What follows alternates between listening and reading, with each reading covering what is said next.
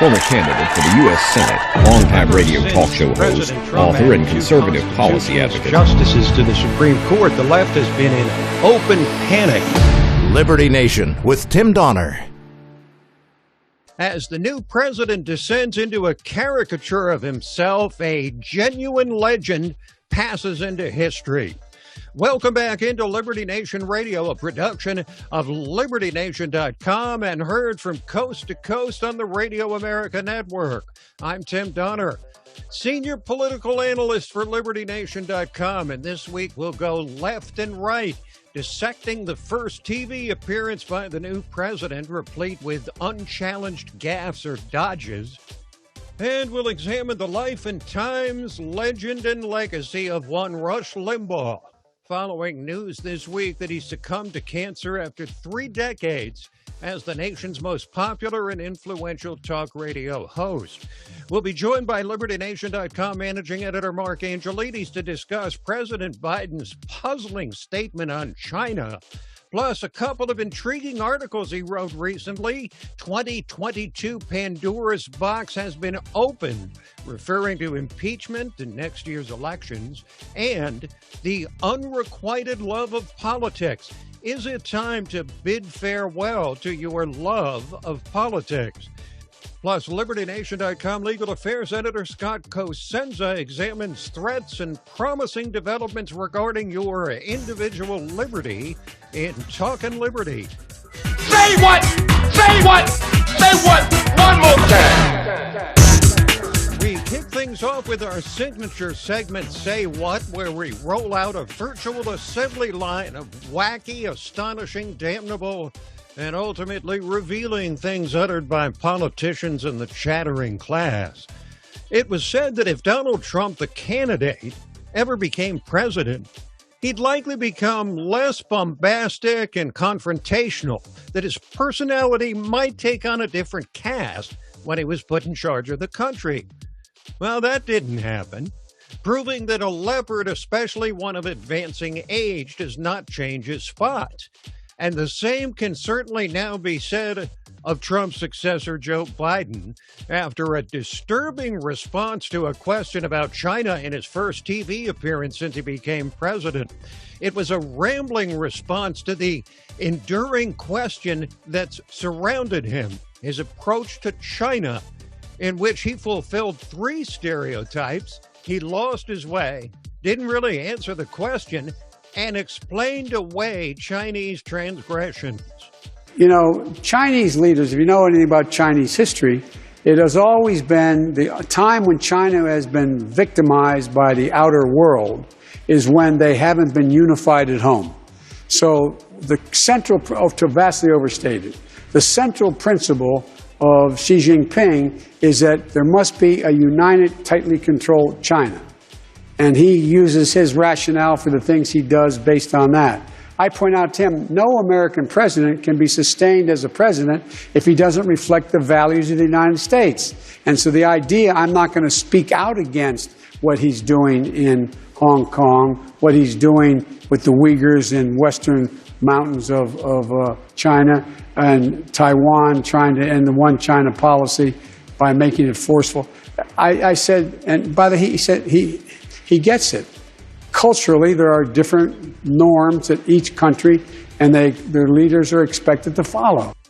Incredibly, Biden was not asked a follow-up question on that apparent statement that China's massive human rights violations and their crackdown on Hong Kong and their attempt to crush Taiwan are just part of what the Chinese expect from their ruler. Excuse me, what? But wait, that's not all. In a statement so reminiscent of gaffes from his recent past regarding black people and other minorities in particular, Biden said he's fearful that black and Hispanic people seeking to get vaccinated don't know how to use the internet. A lot of people don't know how to register. Not everybody in the community, in the Hispanic and the African American community, particularly in rural areas that are distant and or inner city districts, know how to get online. Folks, I don't know what to tell you other than 81 million people supposedly voted for this guy.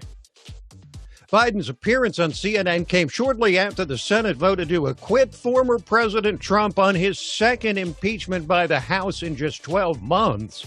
And the spectacle put on by the House managers designed to depict Trump as ordering the Capitol riot is not something most Republicans will soon forget.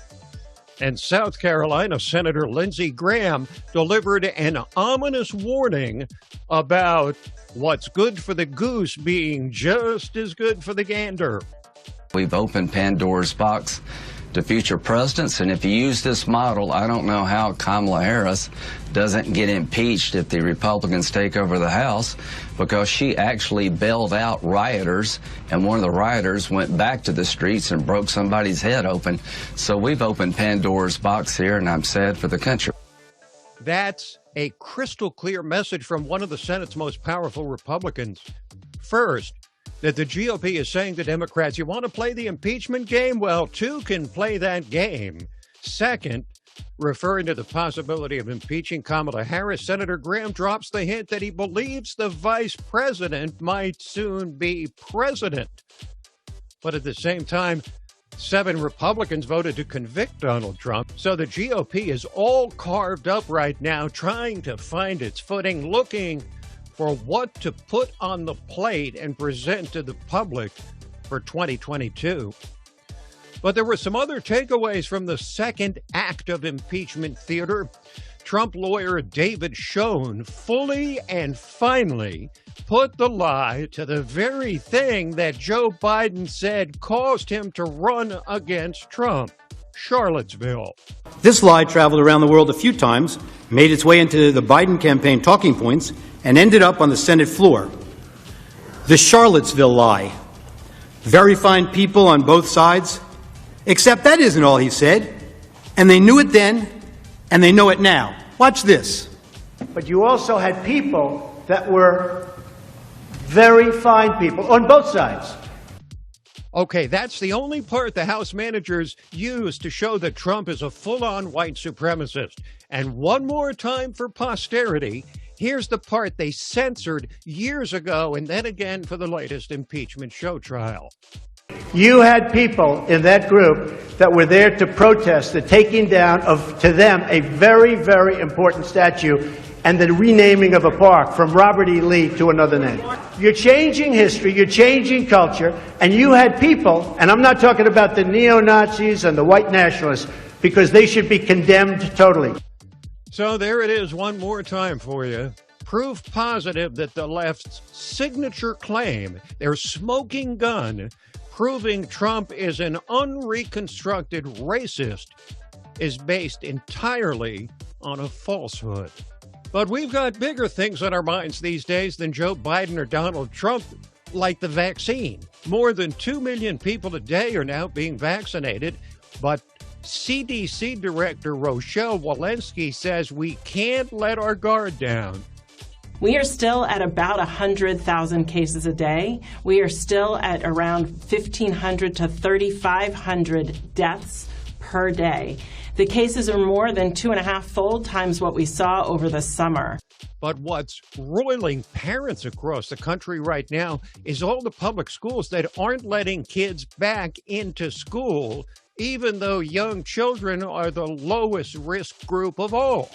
We know that most of the disease that comes into the school comes into the community, and with universal mask wearing, we know that there's very limited transmission within the schools, and that transmission is largely from staff to staff. Meaning the teacher union objections to returning to in-person teaching have only to do with themselves and not the students. Finally, the first fallout from the 2020 census. Further confirmation that the population trends in this country are from north to south, now reflected in meaningful changes to the apportionment of electoral college votes for the next 2 presidential elections. YouTube put together a useful video summarizing the changes. There's been a general trend around certain regions of the country, most notably the Rust Belt region, Wisconsin, Michigan, Pennsylvania, Ohio, Iowa, Minnesota. This region had a much larger population in years past. When you're looking at a lot of these states in terms of their previous electoral presence, they had more electoral votes in the past.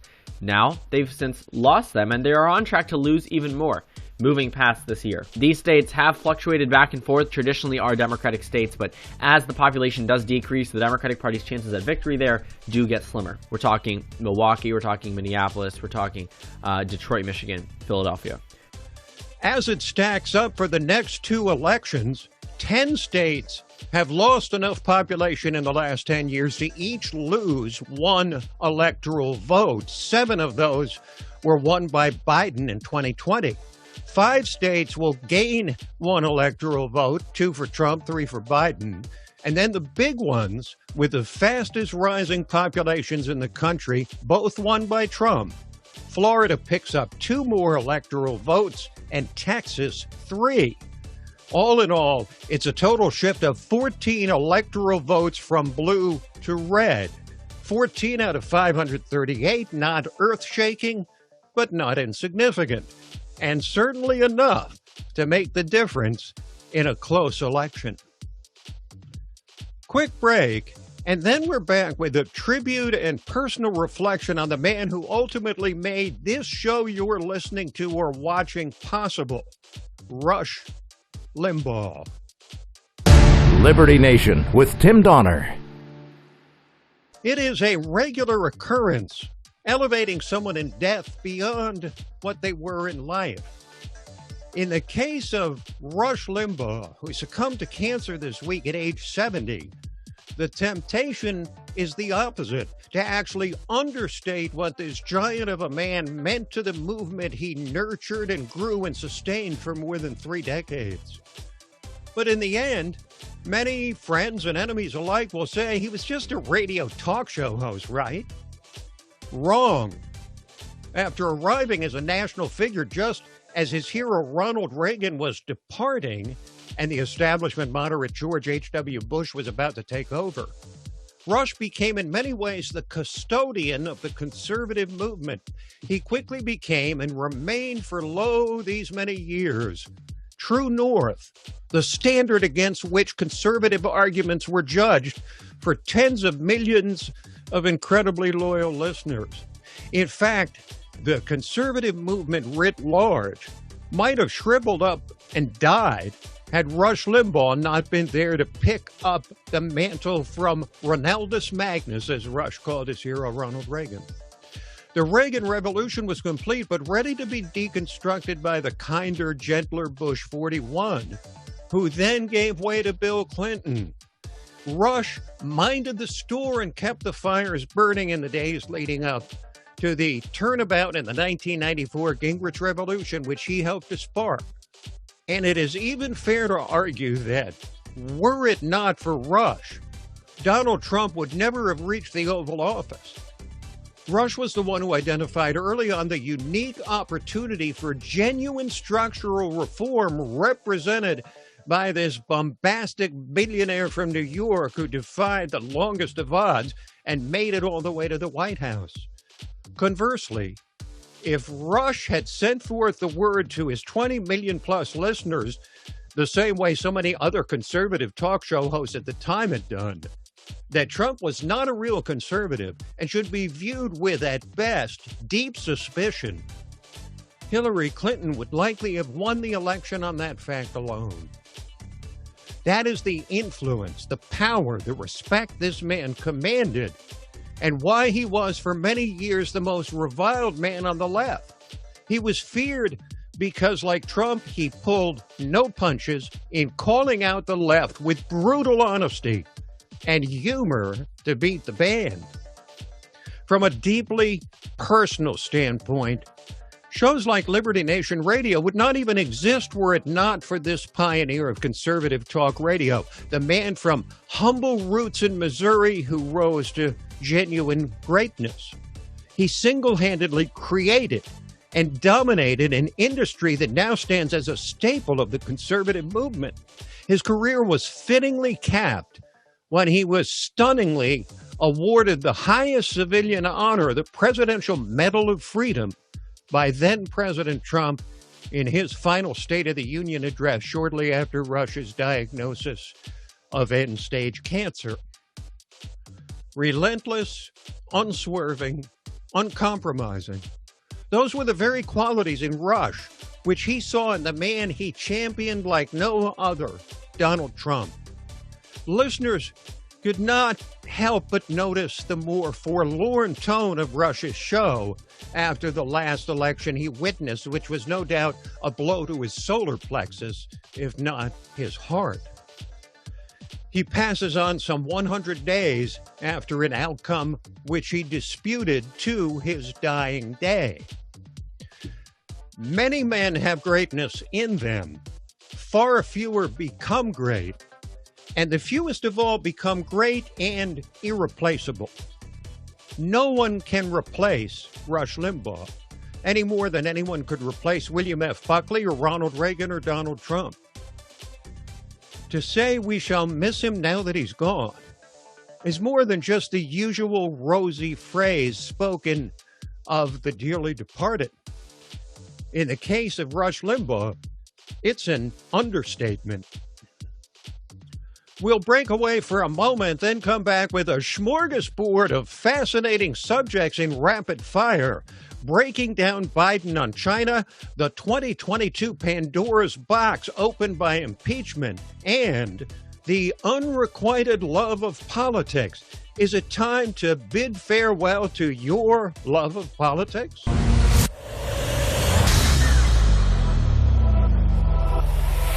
Hi, I'm Lisa K. Donner, along with Mark Angelides, Sarah Cowgill, Tim Donner, and Scott Cosenza, and this is Liberty Nation. Now let's take a look at the LibertyNation.com electoral leaderboard. It's still 238 for Joe Biden. What if stories and legends can offer us the key to unraveling the hottest political issues of the day and apply their lessons to understanding the chaos of modern politics? Impeach 45!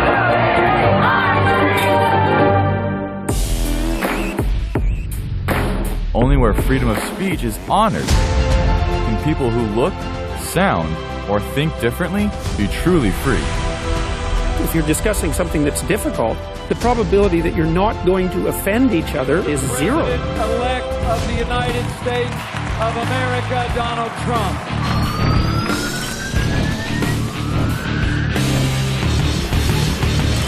Donald J. Trump is now president. With one click, Liberty Nation delivers tomorrow's news. And remember, liberty. Today. All the time and everywhere. LibertyNation.com.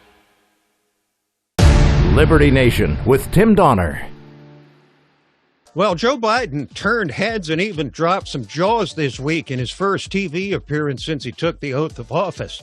At a CNN town hall where he drew not even friendly fire from the transparently anti-Trump, pro-Biden hosts and organizers, he played right into every stereotype of himself in a rambling response to a question about a subject that's likely to haunt his presidency, China. Here to break down what we've learned, if anything, from this new president's position on a country with which, by all accounts, he has had, shall we say, a cordial and mutually beneficial relationship over the years, is LibertyNation.com managing editor and international writer Mark Angelides. Mark, welcome back to Liberty Nation Radio. Thanks for having me on, Tim. Always a pleasure. So Mark, we know that Joe Biden rambles, that he says almost inexplicable things, often about black people, and doesn't answer questions. And he was true to form in the CNN town hall. He did all of that.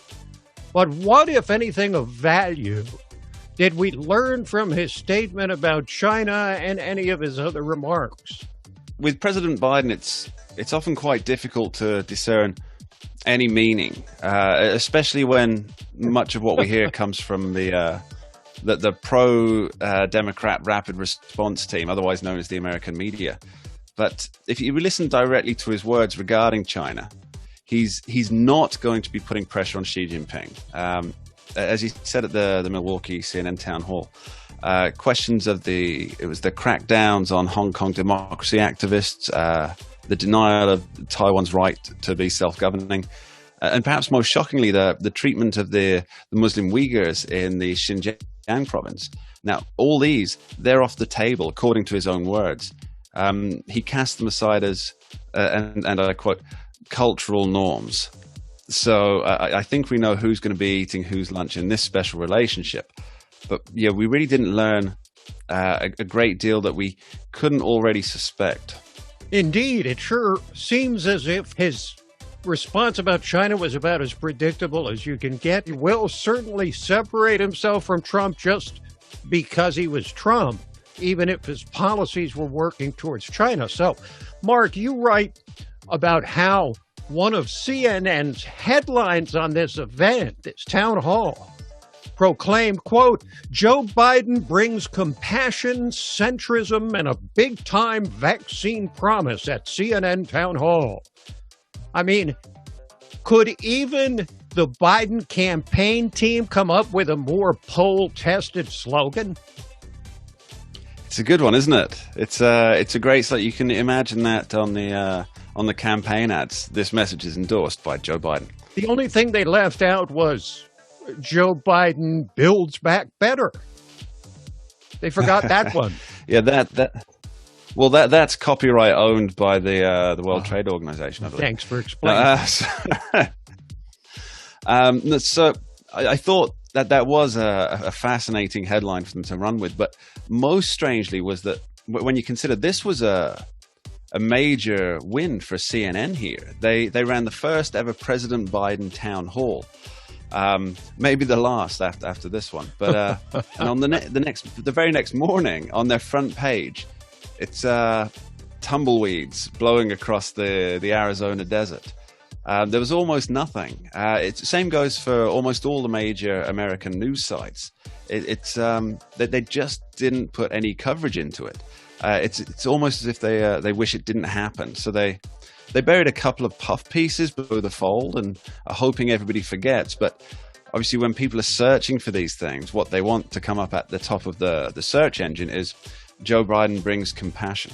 It was a little bit different on social media with the left-leaning journalists who decided to weigh in on the event. And they were explaining what Joe Biden actually meant, which is a wonderful service of them to offer to the American people, rather than covering what he said and then turning around and asking him to explain himself. Now, Mark, it was clear from the get-go that Joe Biden was inheriting a gift of incalculable value from former President Trump, not one, but 2 vaccines, and the promise of more after a full-court press known as Operation Warp Speed.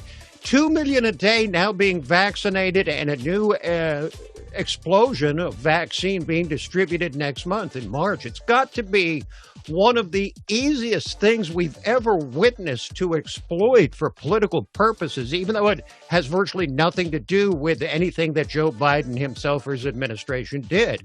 To what extent has Biden and his administration been able to exploit the vaccines for their own political benefit? It was a fumble for for Team Biden. He started off with a less than exciting plan of vaccinating 100 million people in 100 days, which sounds great. I mean, it's 100 million and 100. You know, that it joins together. It's a good gimmick, but when you realize that under President Trump, they were already doing 1 million shots per day. So if they're already at that point, all they've got to do is wait 100 days. So essentially, Biden's plan was, let's not touch anything. Let's leave it alone in the hopes we don't screw it up. Right. And then, of course, you've got the messaging that should have been, as you say, it should have been a real home run for them. It should have been a gift.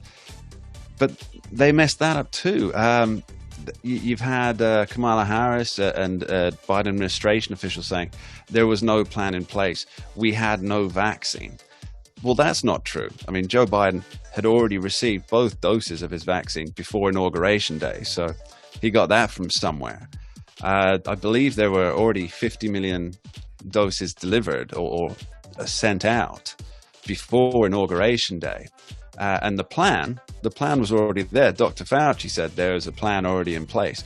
We've already got a plan. I think it was Axios actually deleted one of their tweets explaining that there was already a plan in place.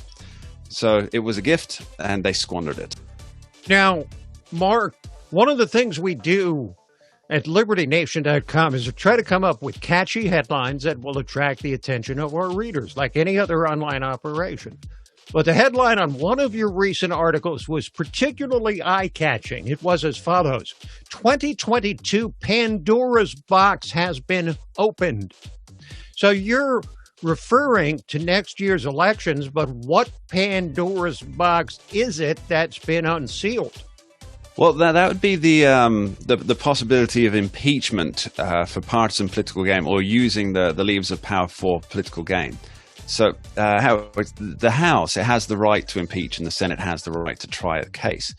A lot of people don't fully understand that the standards for a congressional trial, it's not the same standards as for a criminal one. So, for example, the impeachment trial of Donald Trump that we've just had would have been laughed out of court because obviously you had people on the House impeachment managers falsifying evidence, getting fact-checked in real time by the people that they're quoting for evidence. So really, going forward into 2022, if the majority of the House says that someone did something wrong, that's impeachment. As long as they've got the votes for it, that's impeachment. It can be anything. That's really the Pandora's box analogy. Everything has come out now, and all that's left is hope. And that's hope that perhaps politics can be better than it is right now. Another piece of yours with an intriguing headline that you wrote for Valentine's Day: the unrequited love of politics. Is it time to bid farewell to your love of politics? You think, Mark, a lot of people disgusted by this last election will do just that, say goodbye, if not to politics, then the love of politics, sort of like not giving up money, but the love of money? I think that's a pretty good analogy, Tim. Yeah, not giving up on money, but the love of money. Politics, she's an angry mistress, that one. She's exciting, but she treats you very poorly. I think that for now, a lot of people, they've lost their immediate obsession with politics. You and I, first thing we do in the morning is put the kettle on for a coffee and then hit the news sites. But I think a lot of people, they want to take a break now. I mean, they'll come back. It's like a sport that has no specific season or a long-running TV show. You can kind of tune out for a while, but if the entertainment factor is high enough, you're coming back to it.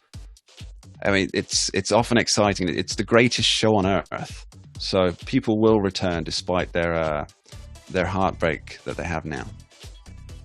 Mark, as always, you put things in a grand perspective for all of us to consider. Thanks for joining us again.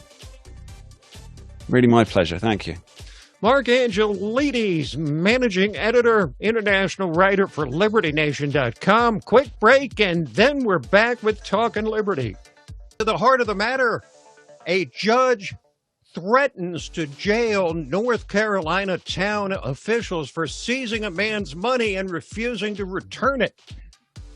Christine Underwood is the name of our hero in this story, Tim, and she's a judge in Iredell County District Court in North Carolina, and the Mooresville, North Carolina City Fathers, the police, the city council and mayor's office are refusing to return about $17,000 in cash that a guy named Jermaine Sanders had stolen from him by the police department. It's a funny way to say it, but he was traveling through town, and they, this is one of those places, Tim, that makes it a business to kind of like highwaymen, but they're, instead of being on the wrong side of the law, they're law enforcement officers. And what they do is they exploit, like we've talked about many times on this show, is they exploit the cooperative agreements that the federal government, namely the DEA and the DOJ, will give to local police forces, even when their states forbid stealing from the people to basically feather their own nest. So what happens is they take this money, and then Mr. Sanders has to prove that it wasn't illegally obtained or somehow wrapped up with some marijuana that they found when they searched his car. There's no evidence to suggest that Mr. Sanders is a drug dealer or that the money is ill-gotten. But at the same time, it's this burden shifting that's so odious to liberty, Tim. But they're being able to use a small amount of marijuana to steal essentially almost $17,000 if they can get away with it. But like you said, the judge is threatening to hold the town officials' feet to the fire by jailing them if they don't return the man's money.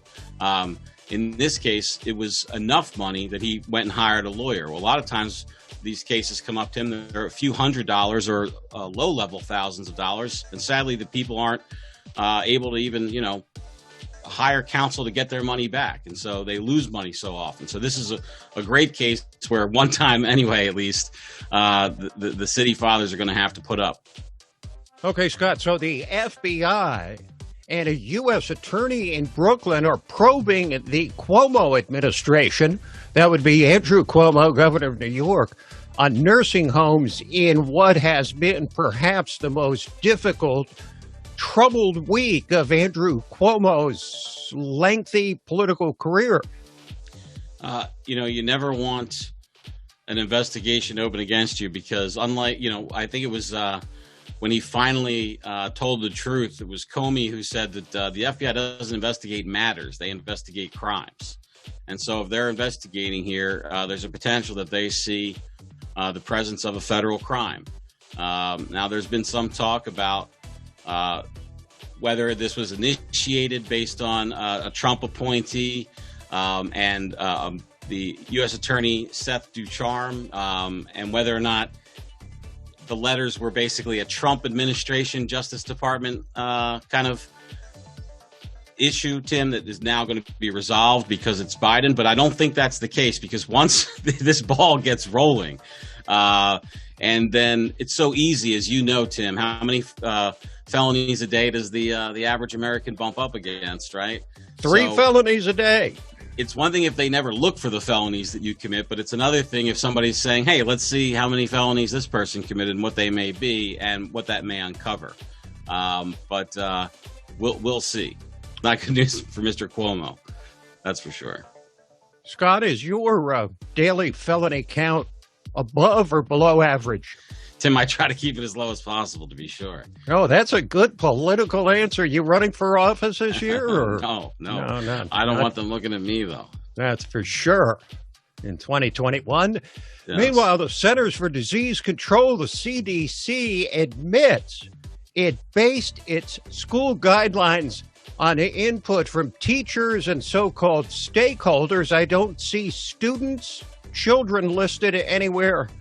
This is one of those things where, when you parse the language, this was sold as a kind of return to science-based regulating. And then when the sort of layers were peeled back, Tim, this group called Open FCPS, which is Fairfax County Public Schools, Northern Virginia, one of the big school districts in Northern Virginia, that's when they find that the terms change to engage with stakeholders to produce an operational strategy. And, you see that stakeholder line, and it is a catch-all, and it just means anybody that they wanted to can weigh in. So you could have the whole science saying one thing and the stakeholders saying another, and they could just say, well, we're going to keep the schools closed. Well, we included all these voices in our decision-making. But, of course, it's not about science in that instance. It's about the politics of it, namely the very powerful teachers' unions. Simple question with likely a complicated answer. Are students considered stakeholders? Oh, I'm sure, Tim. One thing we don't even need to ask that question. We know that's their first priority.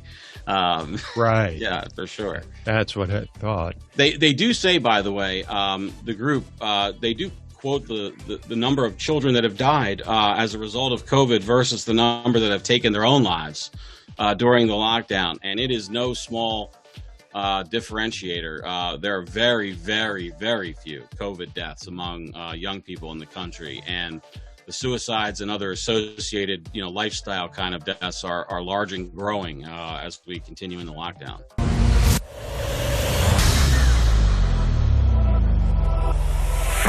Hi, I'm Lisa K. Donner, along with Mark Angelides, Sarah Calgill, Tim Donner, and Scott Cosenza, and this is Liberty Nation. Now let's take a look at the LibertyNation.com electoral leaderboard. It's still 238 for Joe Biden. What if stories and legends can offer us the key to unraveling the hottest political issues of the day and apply their lessons to understanding the chaos of modern politics? Impeach 45!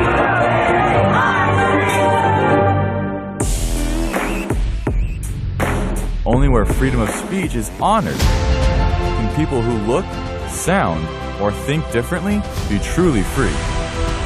If you're discussing something that's difficult, the probability that you're not going to offend each other is zero. President-elect of the United States of America, Donald Trump.